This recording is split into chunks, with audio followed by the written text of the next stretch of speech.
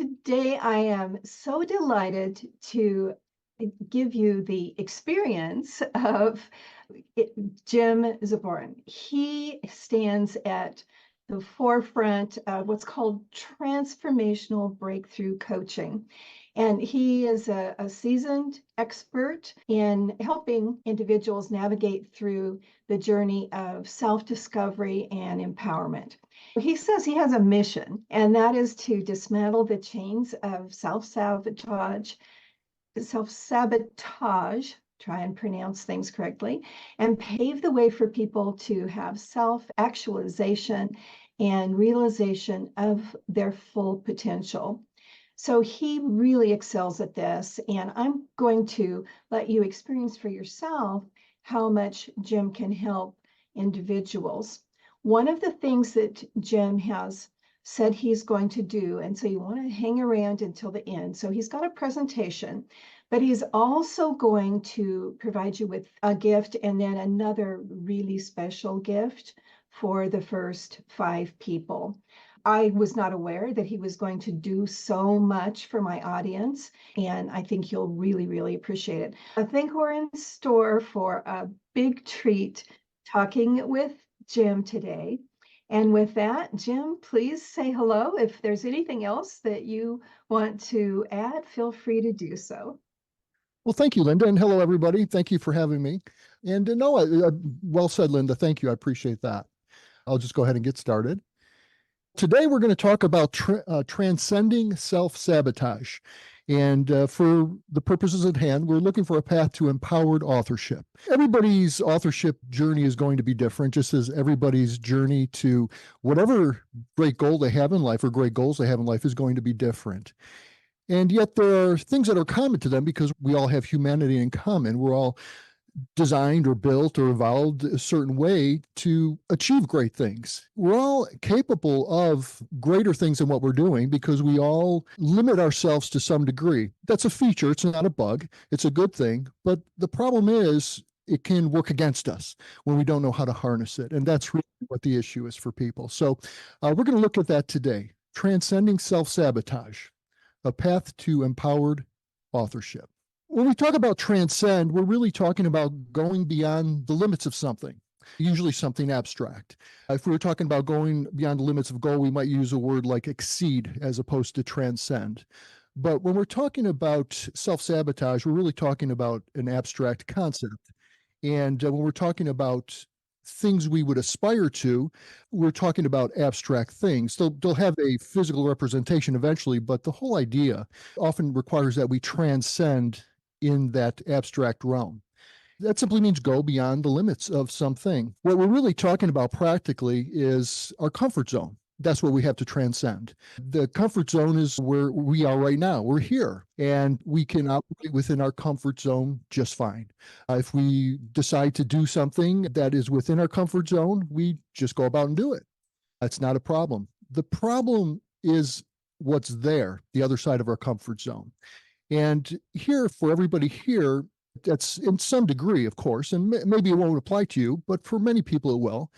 Here is in a process of writing a book, in a process of wanting to be published. Could be the first book, it could be the 10th book, it doesn't matter. But the here is where you're at now, and there is the end result, the outcome. First published book or a 10th or 11th published book. All throughout life, we're going to be coming up against our comfort zone. And in particular, if we are outgoing, growing people, we will come up against our comfort zone because the comfort zone defines our personal limits. What types of things could hold us back in that comfort zone? Well, doubt or overwhelm or fear of failure or imposter syndrome or procrastination or perfectionism or a whole myriad of other feelings and other emotions that cause us, once we hit up against the edge of the comfort zone, it causes us to retreat, to back in. I like to, in a fanciful way, I suppose, envision these things, doubt, overwhelm, perfectionism, fear of failure, procrastination, imposter syndrome, as dragons.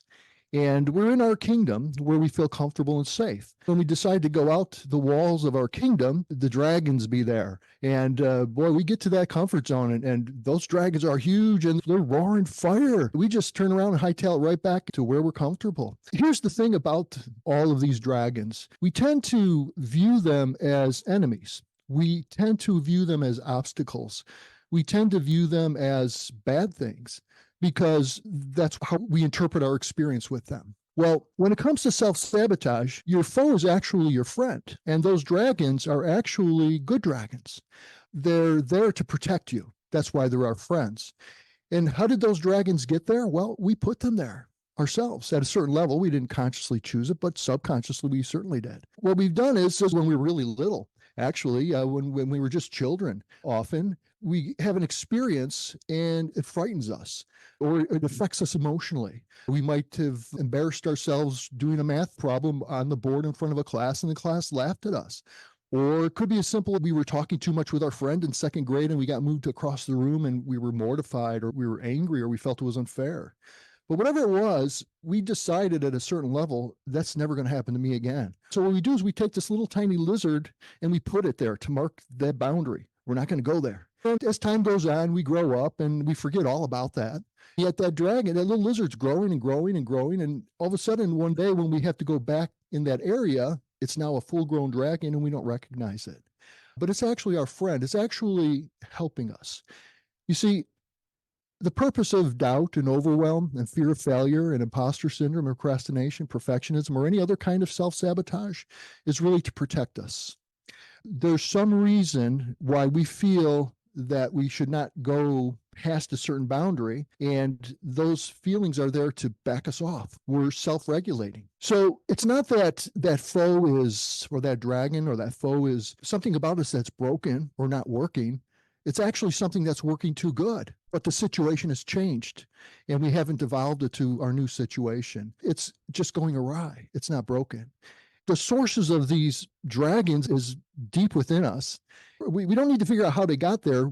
All we really have to do is recognize that they're there and then help them to evolve. I'm going to show you today a simple pathway to do that. Now, what could be the practical purpose of these dragons? Well, these protective mechanisms, these self-sabotaging behaviors, could be due to such things as a conscious-unconscious conflict.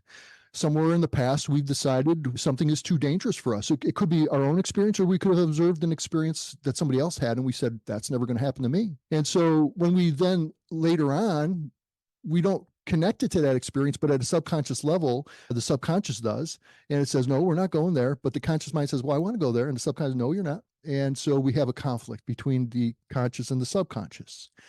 Oftentimes, it's an identity misalignment.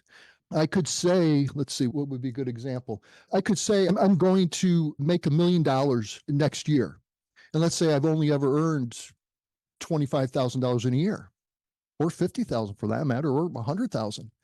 But I decide, okay, in 2024, I'm going to earn $1 million.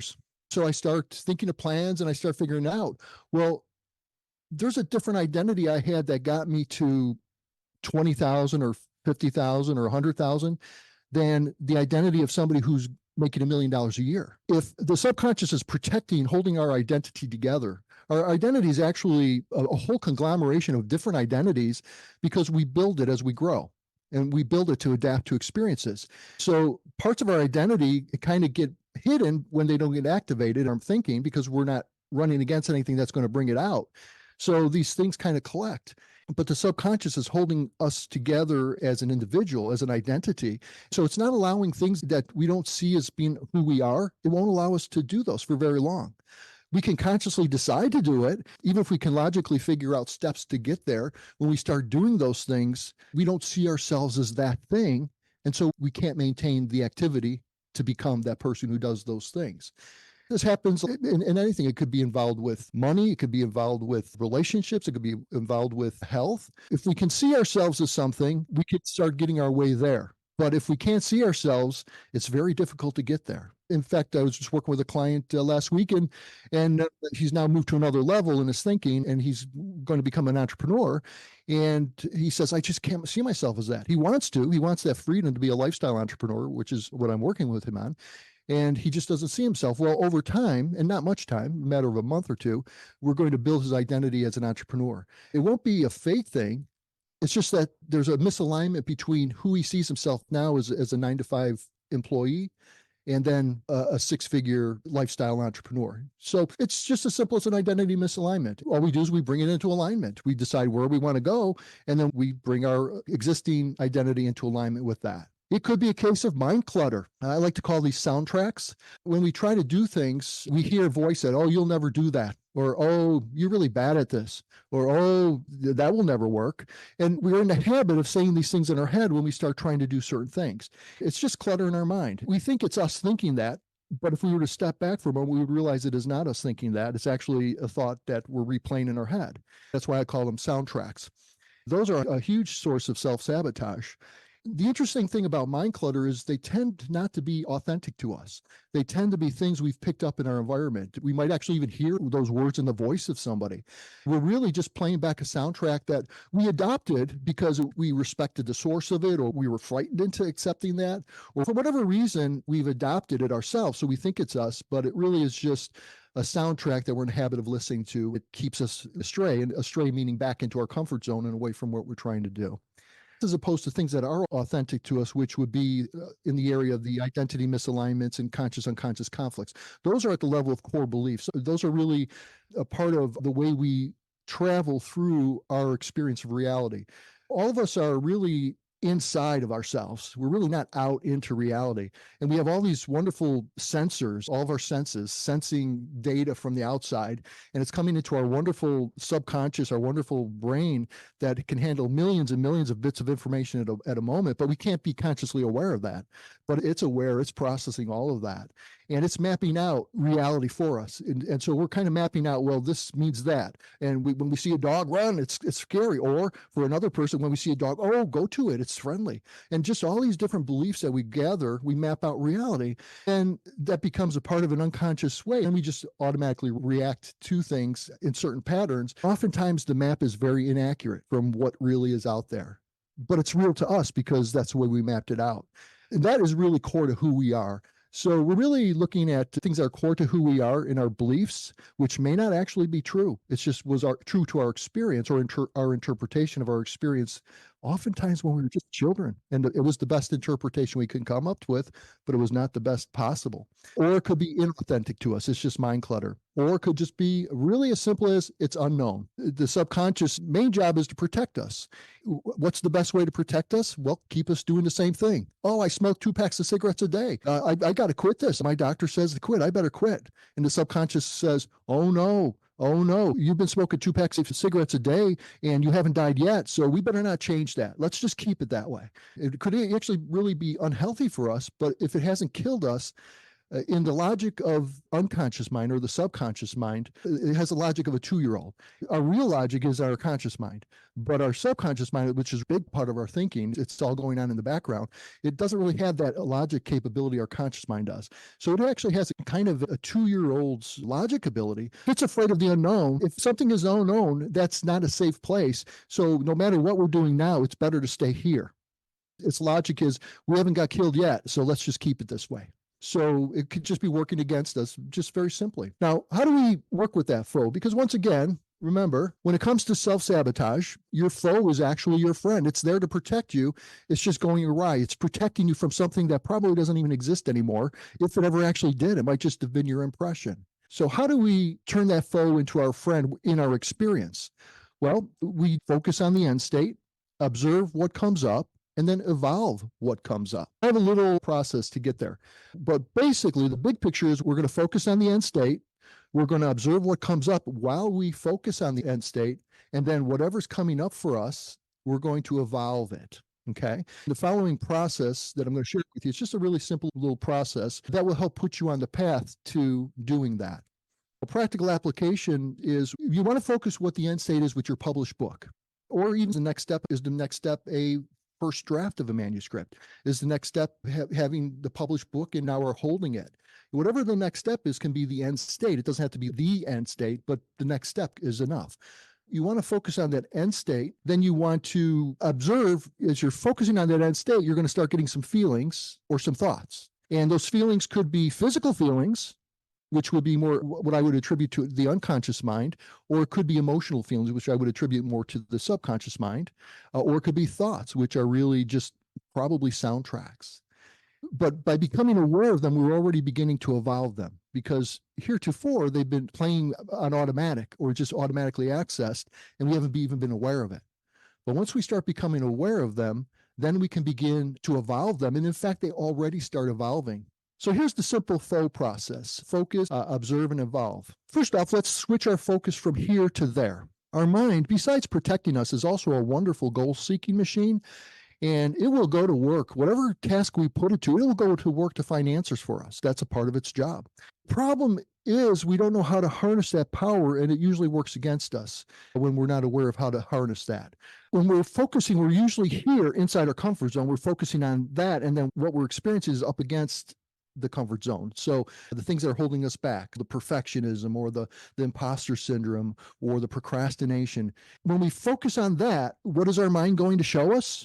The problem. And we focus on the problem more. And we focus on, well, I want to solve this problem, so I'm going to focus on solving the problem. But in focusing on solving the problem, we tend to focus not on the solution, we tend to focus on the fact that we have a problem.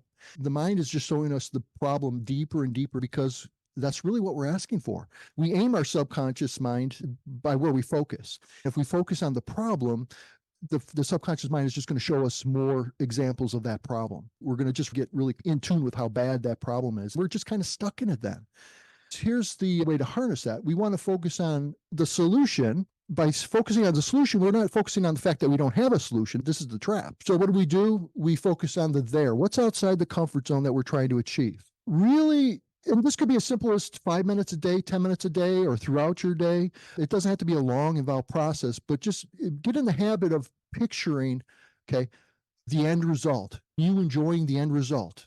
Let's say it's your book, the first copy has come to you, and you picture yourself opening it. People call this visualization, right? You're probably familiar with that. Just visualize or meditate on that. Whatever you do, just really lock in. And when your subconscious mind tries to tell you, oh, that's not true, here's how you deal with that. Just by a show of hands, who here likes movies or reading fiction stories? Anybody like this? Yeah, nice. Okay, great. All right, cool. Thank you. When you are involved in a movie that you really love or a book that you really love, you're actually in that story. You're actually involved in it. I'd be willing to bet your subconscious is not saying, oh, somebody wrote this. Oh, this is impossible. This could never happen. Oh, this is just a movie. None of this is real. These are all actors. Your conscious mind doesn't care because it knows the game. It says, okay, this is time for me to move out of the way and let the subconscious immerse me into the story. Children are wonderful at this. If you've ever seen children watch a cartoon or listen to a story, they're going to go into a trance because they're becoming subconscious dominant. This is why they learn like crazy. You'll see their eyes will become like this and their jaw will drop. You just see them absorbed in the story, and they're actually absorbing by being in that story. And you might even realize this if you're watching a scary story or a romance and something happened, and you actually start reminding yourself, oh, okay, this is just a story. This isn't real. This is just a story. You actually have to constantly back off sometimes because you get so much into it. Well, that's some real visualization going on there. So here's the way to approach this focusing on the there without getting your conscious mind too riled up. Just remind your conscious mind that, hey, this is just imagination. This is like a daydream. It's a fantasy. And just put yourself into the story of the there and start to experience it, start to feel it. Okay. As you're switching your focus to the there, you're now taking your focus off of the not there. And now your mind is not so log jammed into not there, so it can start seeing solutions to get to the there. So we want to switch the focus from here to there. But now there's something's going to happen while you're doing this when you're really getting emotionally into the end story, because you're going to start feeling fears. You're going to start thinking, oh, that's not possible. Anything else your conscious mind wants to start throwing in there, start making a note of that. What comes up for you, your feelings or your thoughts? Now, feelings could be like emotional feelings, or could be like a tightness in your throat, or a clutching on the chest, or like a weight on your shoulders, or a pain in your back. Just so many different ways you could start feeling in your body the thought of being in the end state. And that's really going to start showing you where the sticking points are for you. That's the clues as to what's a sticking point. So we don't need to go back and figure out, well, why did something happen and go through, 20 years of therapy. We just don't care why it's there. We just want to know what's there and where we want to go, because we can bridge that easy. We want to then say, once we know what comes up, well, what's the story behind that? If that were true, what must I believe? Or if I'm feeling this way, what must I be thinking about this? Maybe in your imagination, you're picturing opening that book and you're picturing people reading it. Uh-oh, people reading it. My thoughts. Okay, well, there you go. That was one of those dragons popping up for you. Nice. So you are now aware of what's coming up for you. Well, what's the story behind what comes up? Okay, maybe I believe my ideas aren't good enough, or maybe I believe nobody will value or maybe I believe people will criticize me. Well, those are all stories. Those have not happened. Your book is waiting to be published. But when you picture the published book, you start feeling that, those are stories behind those feelings. So just make a note of the stories that are coming up. Then here's where you start coaching yourself. What used to be your inner critic, when that little voice comes up, that soundtrack, you can't do this, flip the story. You might say, like going back to my example where you're enjoying the visualization or picturing the end result of opening up your first book, it just comes in the mail to you, and you start imagining people reading and enjoying, then all of a sudden you feel this feeling of, oh, my ideas aren't going to be good enough. Well, now you flip the story and you say, well, maybe my ideas won't be good enough for everybody, but they're certainly good enough for me, and they're certainly good enough for people I talk to, and if we're certainly good enough for my publisher, and they're certainly going to be good enough for a lot of people who can really be helped by this. So you start to massage, or you coach yourself.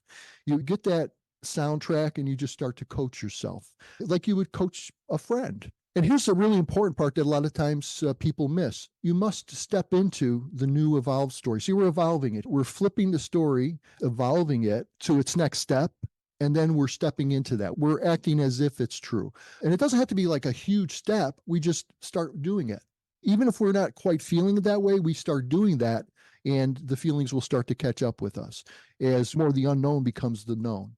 So in the FOE process, the FO process, here's for people who like to screenshot, the switch focus from here to there is the focus part of FO.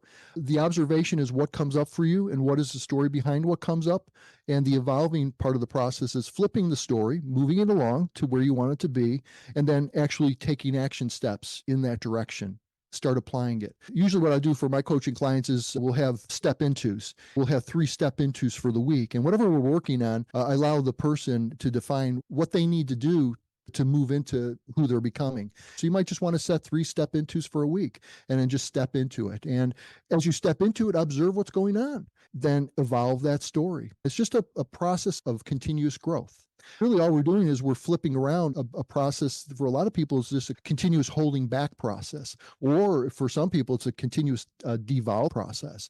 But we're just turning it into a continuous evolving process. Just remember, when it comes to self-sabotage, your foe is actually your friend. Whatever is holding you back from taking action, whatever that looks like, perfectionism, overwhelm, imposter syndrome, procrastination, whatever, it doesn't matter. What you might be considering a foe is actually your friend. It's just a misguided friend at this point. It doesn't understand. It's not sophisticated enough, because actually you put it there when you were much less sophisticated than you are now. And so your sophisticated mind now, all of your wisdom, all of your maturity, all of your experiences, you can now coach that younger self and bring your younger self forward. So it won't be misguided anymore. As a free resource, I'd like to offer you a little booklet, The Writer's Breakthrough. I cover 7 different ways that writers self-sabotage. In a few minutes, we'll do a little bit of coaching just to go through that process. But the second resource is a 5-day transformational breakthrough challenge. I do these as small groups, but I have a waiting list and people join the waiting list. So I'll announce my next breakthrough as they come up. What I'll do in between group breakthroughs, I'll do private challenges with people. I love working with people. So what we'll do is we'll get something that's holding them back in their comfort zone. We're going to get them a breakthrough on, but we'll pick out one thing, and we'll, over 5 days for a half hour each day, I'll take them through a process, and I work the level of the entire mind. I work at the conscious mind level. I work at the subconscious mind level. I work at the unconscious mind level. and there's different tools and techniques. It's very intuitive for me. I'll just work with those things as we need. Breakthroughs come very fast for people. I just really enjoy doing these. What I'll do is for the first 5 people who get on the waiting list, there's a little promo code. If you put book, BOOK, as a promo code, I'll know that you were here, and I will definitely get you in on a private challenge. So whatever you're working on with getting your book published, or whatever's holding you back, whatever breakthrough you need to get you to go to the next step, not a knowledge thing, but more of what's holding you back personally, subconscious block type of a thing, a self-sabotaging type thing. I'll help you get through that, or it could be anything. It's up to you, because sometimes it's things outside of what we're trying to do that are holding us back from the thing we're trying to do. So I'd invite you to get on that waiting list. It's private coaching. The total amount is 2.5 hours, but it's spread over 5 days. There's little tiny step intos each day. That's why I like the break in time, and there's a lot of processing time. So we can get some nice shifts and breakthroughs. Usually the breakthroughs like the first or second day at the most, and then the next 3 days we will mature and integrate the breakthrough. If you liken it to a prison break, let's say, I wouldn't imagine anybody here is experienced at that, including myself. But the way I picture it is, if you're in prison, you want to break out, you're going to break through the wall, but you don't just hang around there. You break out is when you go away. Otherwise, you're going to end up back in prison really quick. So the breakthrough here gets you past that wall that's holding you back. Took some notes, and I thought what everybody experiences, if you haven't experienced this, I think you must be an alien, is that soundtrack that goes in your mind and that mind clutter. If, like me, you've ever lain awake at night and you just have these thoughts circling and circling and circling. And Jim says you're focusing on the fact that you have a problem. So focusing on the problem instead of allowing yourself to go into that solution. And then I thought it was really interesting. He said the subconscious has a mind of a 2-year-old.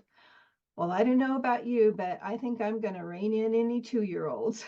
I'm old enough to do that now, and so are all of you. I think one of the most important nuggets that I took out of that is that you can switch your focus from here to the story of the there. I really loved hearing that. So, Jim, thank you so much. What I want to do right now is you've made some incredible offers, and I really appreciate that. But you said you'd actually walk a couple of people through this. Yeah, Right absolutely. now. Absolutely. So everybody can get a feel for those 5 steps. I've got a question here too, Yeah. if you want to address before we hop into that. Please clarify again the difference between the subconscious and the unconscious. Ooh, great question. I'm a certified hypnotherapist, and I have a lot of training. I went to an accredited school, College of Hypnotherapy. So when I talk about some things, I'm a little bit more technical in what I mean. Most of the time, you'll hear subconscious and unconscious as being interchangeable, and that's fine. I can see it that way. But really, what I distinguish between the two in that the subconscious has intention. It has a will, and it's below the surface, but it's deciding what's going to pass and what's not going to pass. It's deciding what it's going to do. Even at a physical level, it's deciding when you're going to shiver, when you're cold, to get you warmed up a little bit. And it's deciding when you're going to sweat to cool you down a little bit when you're overheating. So it's doing a lot of deciding. The unconscious is what the body knows. That doesn't have an intention. It's more of a stored knowledge. For example, for some people, when they think about doing a sales presentation, they may feel a gripping at their throat. Or when some people think about being with somebody that they have to be with, they may feel like a pressure, and they may just actually literally feel it. That's because the body has stored up some knowledge, and it's associating it with something that the body has experience with. It's kind of a pre-priming. It's like a fast decision. It's instant. We just get this feeling. It's so instant, we don't even know why we have it. So it's a physical reaction. It's really just a stored energy, just stored electrical impulses. The way I work with those, I'll relieve those. I'll help to release those, and that's how I evolve those. The subconscious we evolve because it's got intention, it's thinking, and we go through a process of evolving there. With the unconscious, that's really basically stored energy. It's a trained response to something, and there's a way to evolve that, but that more involves like releasing. We have a question from Barry, and I think I'm going to put Barry on the spot because this would be a perfect piece for you to walk her through.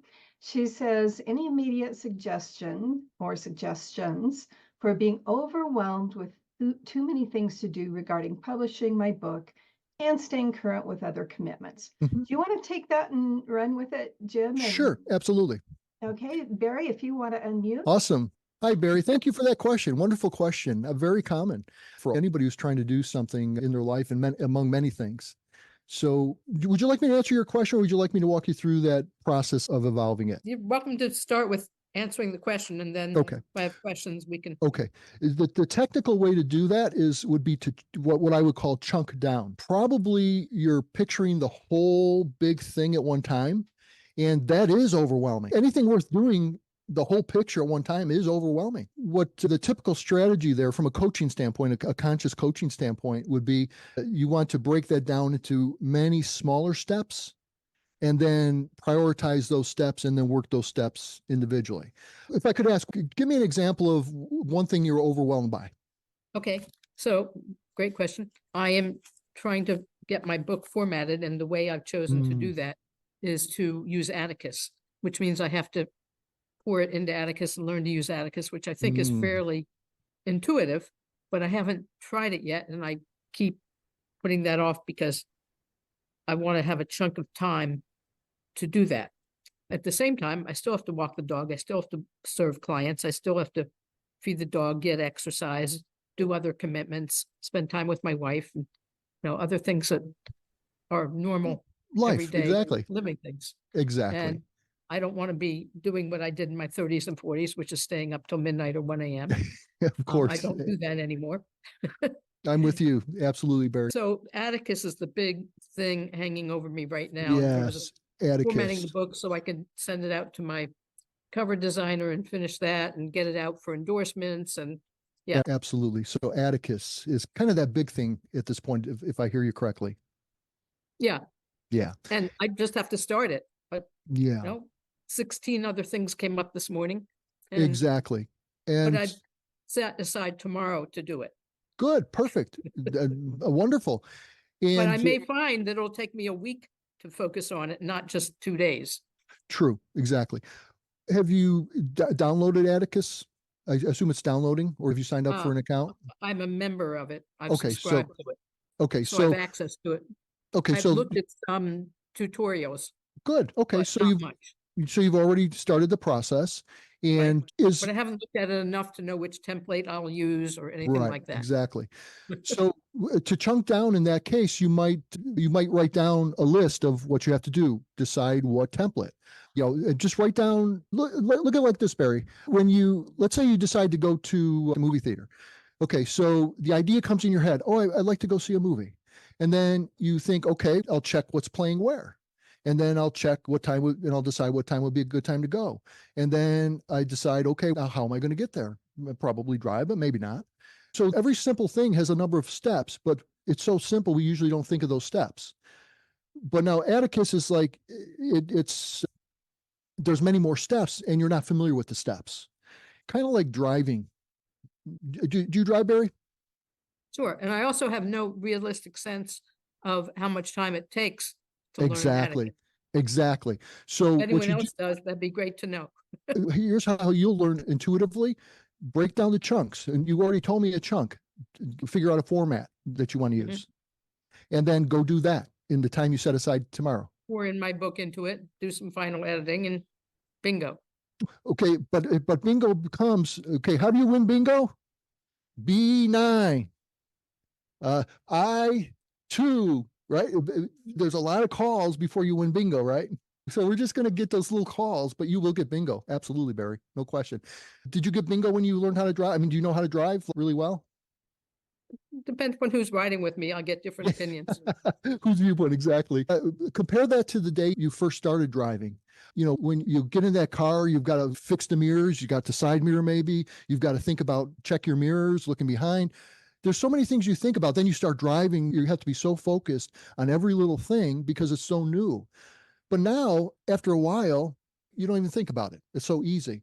And Atticus and anything else big is just like that. And so just start with a little chunk and just keep going, step into it. Okay, thank you. You're welcome. So would you like to go through that flow process? No, I don't think so. Okay, thank you, Barry. Thank you. Let's see who, you can just put in the chat And while you're doing this, just put in the chat if you're willing to go through the process. I wanted to comment, Barry, I do believe in fact, I'm sure that in the training and the membership, there is a training on Atticus.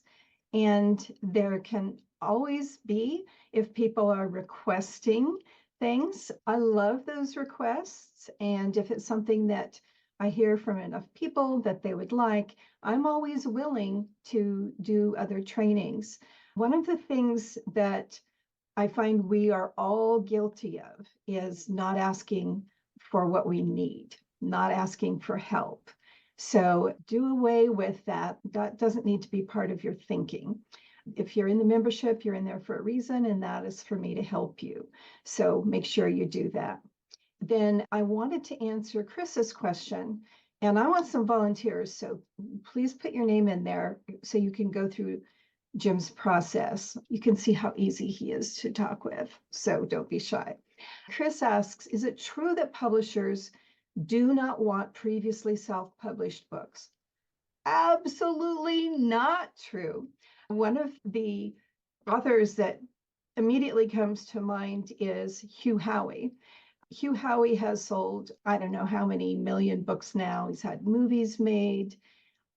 All of his work prior to him getting immediately successful was self-published. So don't let what someone else has told you keep you from investigating things for yourself. So I appreciate you asking that question.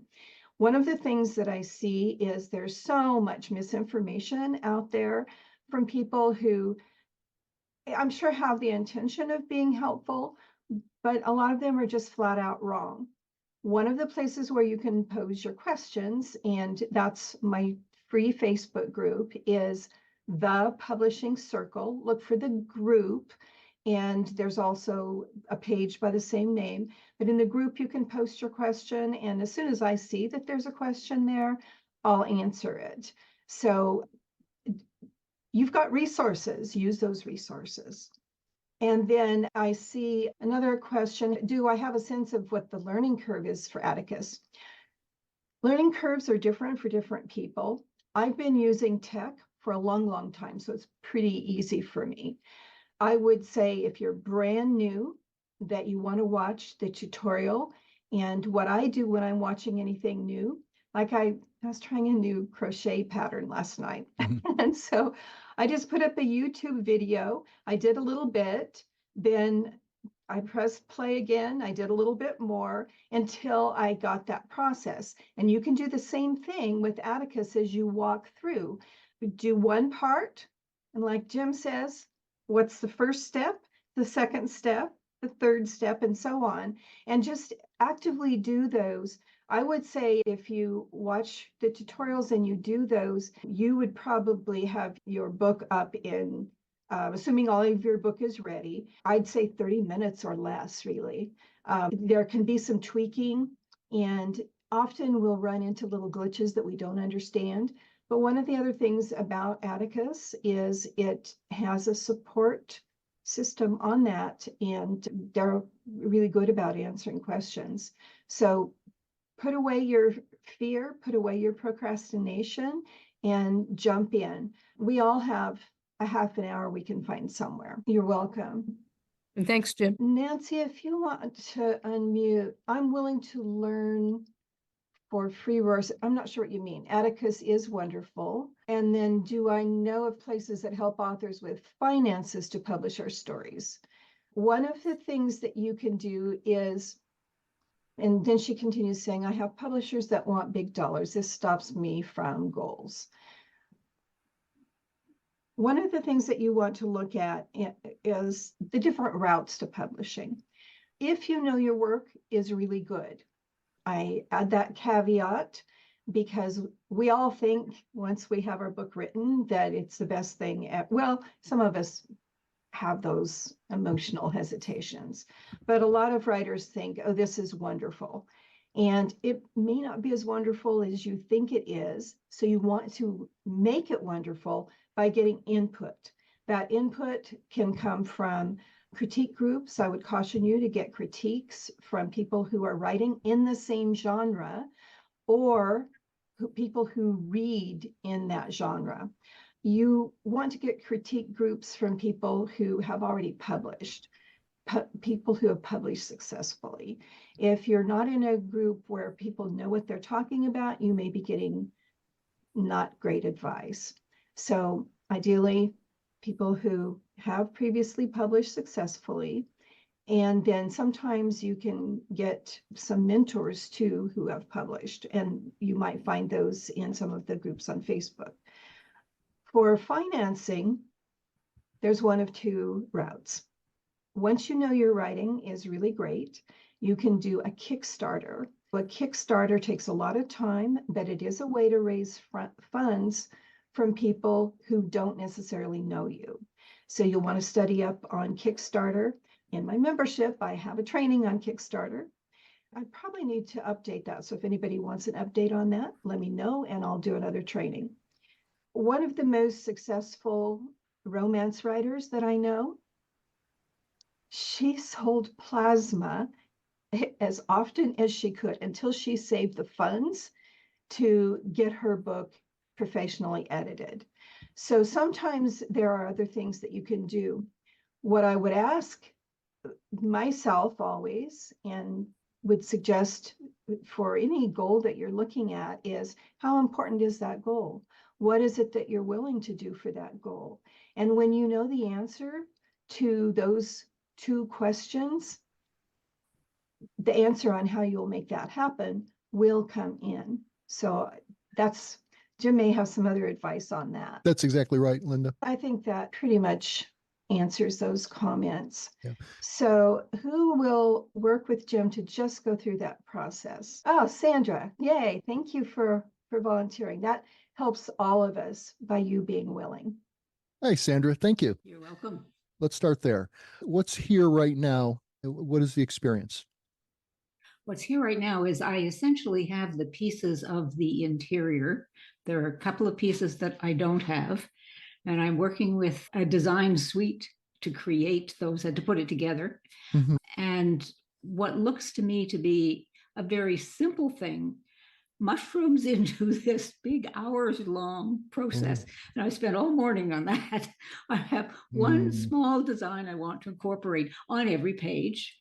And it should be as simple as, okay, here it is, and there is a button. I know there is, but I don't know where it is, and I can't find it.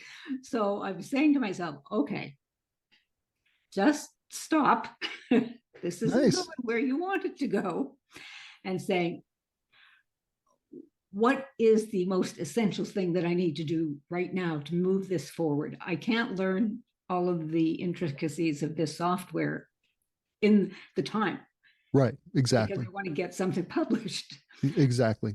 And I run into that frequently because I love to explore and find out how things work. Sure. So I'm always getting sidetracked and it just delays me getting to that end result. Exactly. Okay, good. Thank you, Sandra. They do tend to mushroom these types of things, don't they? And especially when we like to explore, that it's almost natural to go that way. And yet there will look like what?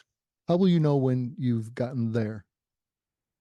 I will have this nice little line drawing on every page in my book. That's right. You're going to have a nice little line drawing on every page of your book, and probably as simple as pressing a button. And it will be so easy when you find that, and you'll just press that button and that little line drawing will be on every page. I know. Yes, you do. And you can see that, can't you? I could see you kind of looking off, like you can just see that when that moment comes. Beautiful. So just really focus on that, where you now have it done and it's beautiful and it's exactly the way you want it. And now what had to happen before that happened in your mind? Well, like what do you think would have to happen before that happens? The simplest thing is I have it created once. I just do copy and paste, and it doesn't matter how many pages, I can just do it. And it won't take that long. Okay. Now, is there a better way for you, or is that the best way? With my knowledge at the moment, that's the best way. Okay. All right. So what's stopping you from doing that? I want to find that better way. There you go. Perfect. I kind of suspected you feel there's a better way. And there probably is, because copy and pasting also means positioning, probably. I don't know what you're working with, but this probably means positioning, and then positioning in the exact same space. So you intuitively feel that there's a better way, don't you? Well, yeah, but the positioning, I know how to do that part. Okay, good. Beautiful. So you've got that part, but you're still wanting that better way, right? Yes. Okay, great. Okay. So what's coming as you think about knowing what that better way is? What's your feeling? What's going on for you right now? What are you feeling? Well, it's just very frustrating. Yes, it is very frustrating. I can see that end, and in some sense, it seems like it's right there. It's so close. Mm-hmm. And yet, when I start to go through the steps to get there, Mm-hmm. it's like that path just gets longer and longer and longer. Exactly. Exactly. So Yeah, exactly. And you're really feeling that, it looks like, aren't you? That frustration.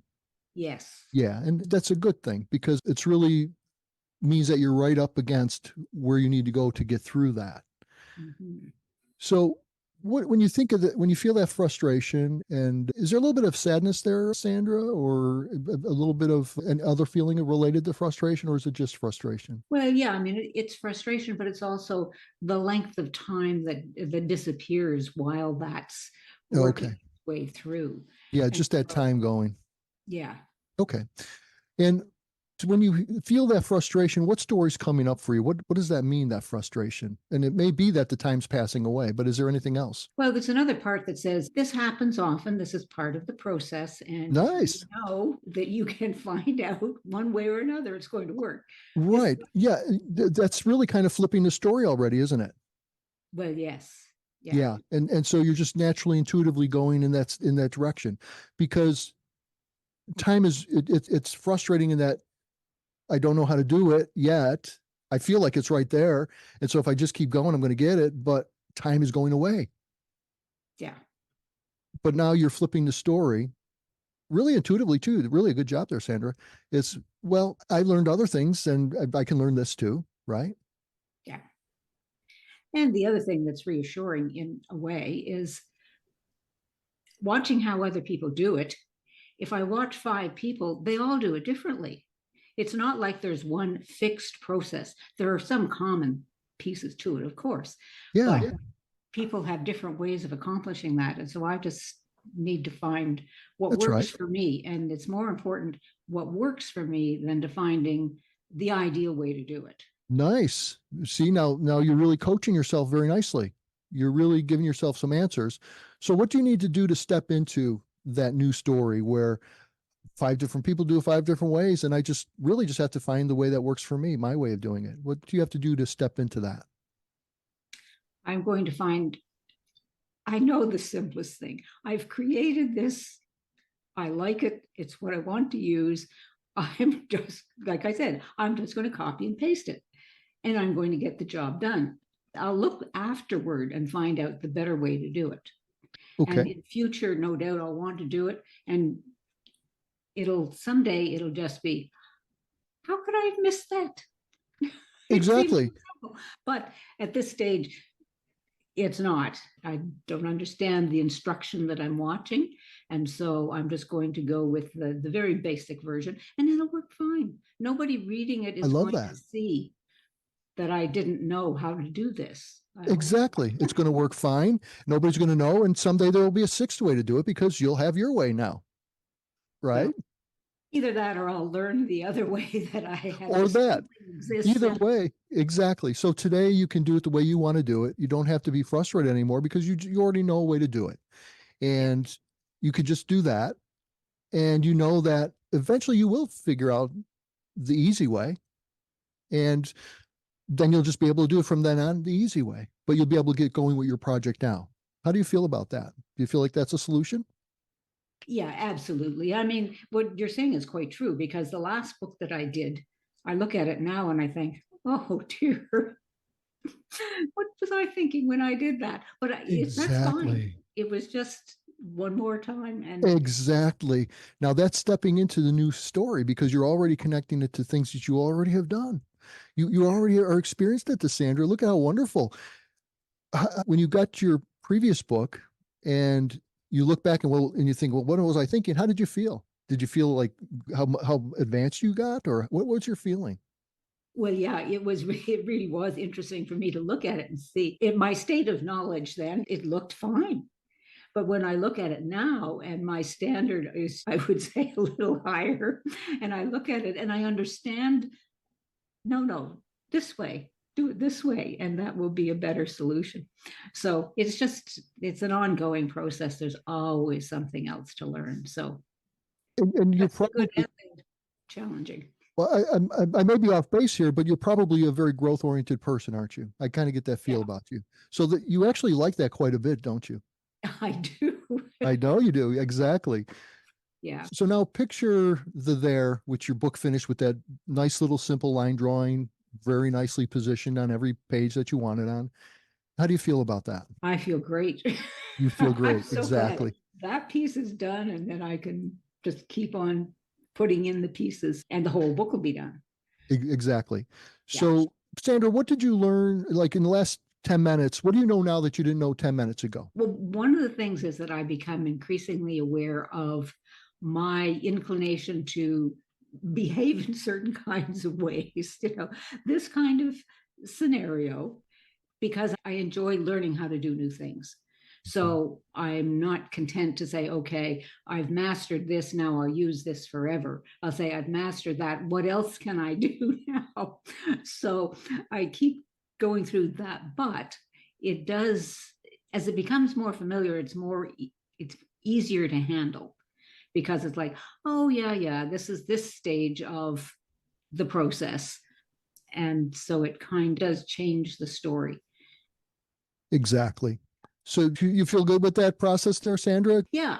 It's a simple process. It was a perfect example. Thank you. Sometimes when I call for group coaching type things, the problems will be like huge and it will take like a long time to work through. But this was like perfect. This was something that was kind of, well, frustrating, and it's not fun to be frustrated.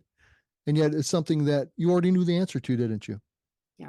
The other thing it's really interesting is that I had literally been going through this all morning trying to figure out how am I going to make this work. And then I said, okay, stop now. And I knew this session was coming this afternoon. I didn't know the content of it, but just going through the process and talking about it is helpful. Exactly. We've evolved it. The issue for you, Sandra, is not the same now as it was 2 minutes ago or 5 minutes ago. It was inside of you before, and a lot of it was unknown to your conscious mind. But in our talking about it, we've now helped you to look at it from the outside, not just from the inside, and you've evolved it. So that's a part of that evolution process. It's a very subtle, nothing earth shaking, one little piece at a time, but it adds up to be a lot. Yeah. Thank you so much, Jim. Thank you, Sandra. Excuse me, we're over the hour. So even though Nancy was kind enough to volunteer to be another subject, I've got the information in there. So maybe she can see if she's one of the first 5 to get in for those 5 free days. This was really amazing, Jim. And again, I've got all your contact information there. I see some hands raised in praise and some thanks in the chat as well. I think this was terrific to hear. I would encourage everybody to come back and listen to this when they feel stuck. And I would encourage them to reach out to Jim. You can see how comfortable he is to work with. I think that it would benefit you if you can get in on one of his trainings or just work with him one-on-one. So again, Jim, thank you so much. Thank you, everybody. Bye-bye.